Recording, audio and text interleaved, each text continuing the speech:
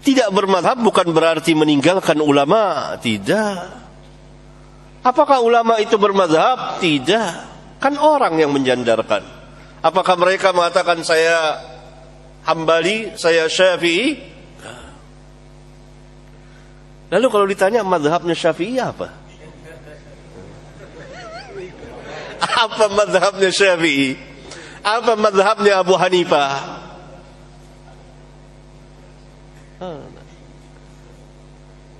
Coba penanya nak jawab nih. Madhabnya Syafi'i apa? Madhabnya Alkitab wa Sunnah. Semua kembali kepada Alkitab wa Sunnah. Semuanya kembali kepada dalil Alkitab dan Sunnah. Kemudian enggak benar para ulama Syekhul Islam bermadhab. Dari mana ente tahu Syekhul Islam bermadhab? Dari mana? Gitu. Syekhul Islam mengatakan ana Hambali, Ibnul Qayyim mengatakan ana Hambali, Ibnul Qayyim yang membahas tentang madhab, menolak madhab. Syekhul Islam menyalahi 4 madhab. Madhabnya apa Syekhul Islam ketika dia menyalahi 4 madhab? Contohnya apa? Talak 3. Seluruh madhab mengatakan kalau seseorang mengatakan saya kepada istrinya, saya talak engkau dengan talak 3, jatuh talak 3.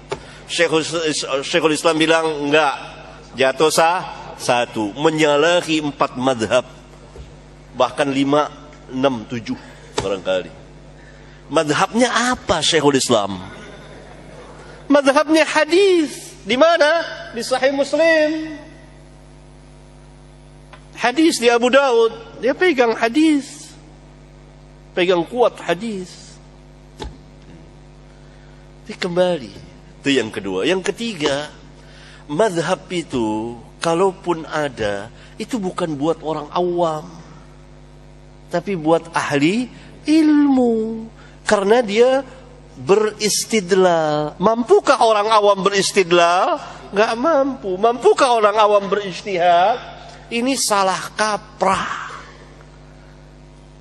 Madhab itu artinya kumpulan pendapat ijtihad para ulama. Dan yang bisa masuk ke sana orang awam atau ahli ilmu? Ahli ilmu. Itu paham. Orang awam mana? Orang awam dalil. Dia tidak bisa beristidlal, dia pegang dalil kitab wa sunnah. Jadi salah kalau dikatakan saya madhabnya Syafi'i, dia awam. Kalau penanya bukan ahli ilmu, bukan ulama, maka dia tidak berhak bermadhab. Karena bermasuk ke dunia madhab, itu dunia ijtihad. Dia mentarjih. Dan itu ahli ilmu. Dan dia melihat semuanya itu. Bagaimana ijtihad para ulama ketika tidak ada dalil yang tegas. Dan dia bisa melihat, ini ulama ini berijtihad padahal ada dalil. Berarti dalil itu tidak sampai kepada ulama itu. Ini salah kaprah. Ini saya terangkan karena orang-orang awam, saya madhabnya Syafi'i. Bagaimana antum bermadhab, antum bukan mujtahid? Mampu tidak dia beristidlal? Enggak mampu orang awam. Jadi madhab itu kalaupun ada, itu khusus orang-orang alim, bukan orang-orang awam. Karena dia memasuki dunia ijtihad. Oleh karena itu para ulama mengatakan bahwa menentukan salah satu madhab, ini adalah bid'ah besar dalam Islam dan kemunduran Islam. Apalagi hanya dibatasi 4. Emang ulama hanya 4? Itu banyak. Ini madhabnya Bukhari mau dikemanakan? Belum madhabnya Abu Daud, mujtahid mutlaq al-imam. Belum madhabnya al-imam Muslim. Belum yang sebelumnya madhabnya Sufyan al-Thawri. Belum madhabnya Syu'bah, Amirul Mu'minin fil hadis. Belum madhabnya al-imam al-Auza'i. Dan madhab yang lain. Kenapa hanya dibatasi 4? Jahil. Tidak ada madhab dalam Islam. Oleh karena itu para ulama mengatakan ta'assub madhabiyah, kepanatikan terhadap mazhab itu bid'ah di dalam Islam. Tetapi kita melihat seluruh para ulama, kita menimba ilmu dari mereka, dari kitab-kitab mereka. Dan mereka masing-masing mempunyai kemampuan sendiri. Contohnya, saya pernah ambil contoh ya. Kalau antum bermadhab dengan madhab Syafi'i, ini kita katakan antum, padahal antum tidak berhak bermadhab, padahal antum orang awam. Bagaimana antum orang awam memasuki dunia mujtahid? Tidak ada. Tidak ada seorang pun ulama yang mengatakan bahwa bermadhab untuk orang awam. Antum kalau tidak bermadhab, bagaimana bisa berislam dengan baik? Jadi mazhab itu bukan kelompok, mazhab itu pilihan dalam mengamalkan ajaran-ajaran Nabi SAW. Misal begini, saya ingin kembali pada Al-Quran dan Sunnah. Pertanyaan saya, bagaimana cara antum mengambil sunnah? Sunnah itu dari Nabi. Antum pernah ketemu Nabi? Mimpi aja belum tentu ketemu Nabi. Nah, cara antum mengambil dari Nabi disebutkan oleh Nabi di hadis Ibnu Majah nomor hadis 233. Wa innal ulama'a warathatul anbiya, dan para ulama itu pewaris para nabi. Para ulama ketika mengajarkan kepada kita menyampaikan ajaran-ajaran dari Nabi. Ada 9 jilid yang syarah Imam An-Nawawi. Cari jilid yang pertama halaman 119, posisi paling kiri sebelah atas. Terbitannya Darul Hadis. Warnanya biru dongker, cetakan tahun 2002. Saya belinya di Kairo tanggal 26 Juli tahun 2006 di belakang Husainiyat. Harganya masih 450.000 pada saat itu. Lihat, Imam Muslim di antara penulis kitab sahih, orang alim. Dan beliau juga menyampaikan dalam satu babnya, Babul Isnadi Minad Din. Babul Isnad, bab belajar agama sesuai dengan runtutan sanad. Sanad itu dari orang-orang yang tersambung ilmunya, informasinya sampai ke Nabi SAW. Belajar nyambung ke Nabi. Kata Imam Muslim, Minad Din, itu yang bagian penting dalam agama. Sebab kalau ada dari orang yang sama dengan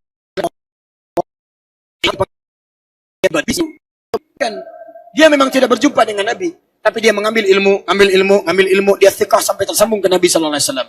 Gurunya bisa macam-macam. Siapa yang belajar itu? Dari mana taunya? Mengamalkan hadis Nabi, wa innal ulama warathatul anbiya. Para ulama pewaris para nabi. Jadi ketika antum mengambil pendapat ulama, antum mengambil pendapatnya, itu artinya antum mengambil ajaran dari Nabi SAW. Dan pendapat itulah yang disebut dengan madhab. Jadi kalau diartikan apakah kita wajib bermadhab, kalau dalam pengertian fikih harus bermadhab, karena madhab itu pilihan. Tapi kalau dalam pengertian misalnya bermadhab dalam arti, maaf ya, berkelompok, harus pada hal tertentu, itu yang tidak diwajibkan, itu yang kemudian kalau fanatik tidak dibenarkan dalam Islam. Jelas ya? Jadi silahkan ambil jalur. Mazhab itu kalau dalam pemahaman saya, lebih kepada jalur keilmuan yang tersambung kepada Nabi SAW. Bukan berarti harus terkotak-kotak kemudian saling berselisih, itu yang tidak tepat. Paham ya? Baik. Antum kenal Imam Al-Bukhari?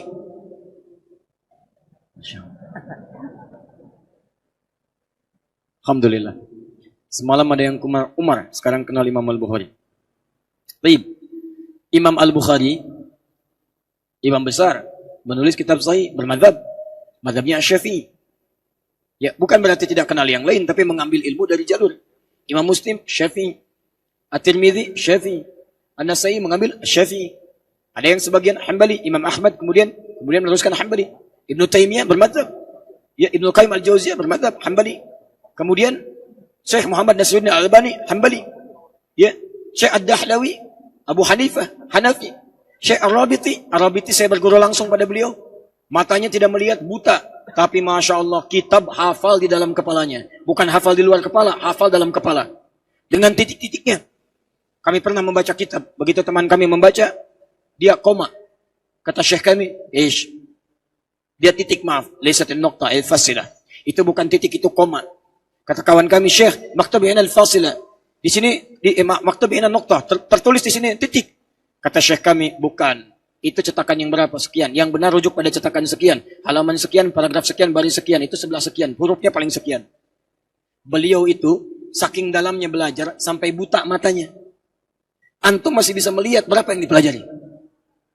Coba kita kembalikan lagi. Jadi bermadzhab itu bukan berarti ngambil kelompok terpisah-pisah, tapi untuk mengembalikan pemahaman kita sesuai dengan petunjuk. Silakan, gak ada masalah. Di Saudi bermadzhab. Ya, Syekh Saudi itu madzhabnya Hambali. Hambali. Di Mesir rata-rata Syafi'i. Syria Syafi'i. Libya, Tunisia, Maroko Maliki. Pakistan, India Hanafi. Ya, jadi kalau bermadzhab itu artinya jangan dibuat susah. Artinya kita ingin kembali pada tuntunan yang benar, tapi tidak boleh fanatik dalam mazhab. Kita bilang bermadhab tidak wajib. Bermadhab itu bagus ya, tetapi tidak wajib untuk bermadhab. Dalilnya Imam Bukhari bukan bermadhab dari salah satu imam yang 4. Dia punya madhab sendiri ya. Dia punya madhab sendiri ya. Sedang sekarang kita sedang belajarnya madhab siapa? Madhabnya Imam Al-Bukhari ya. Yang benar bermadhab itu baik karena dengan bermadhab kita mudah mempelajari fikih ya. Tetapi yang dilarang adalah fanatik madhab. Fanatik madhab. Oleh karenanya sebagian ulama mereka tidak fanatik madhab tertentu. Imam Malik ya punya murid Imam Syafi'i. Imam Syafi'i tidak bermadhab Imam Malik.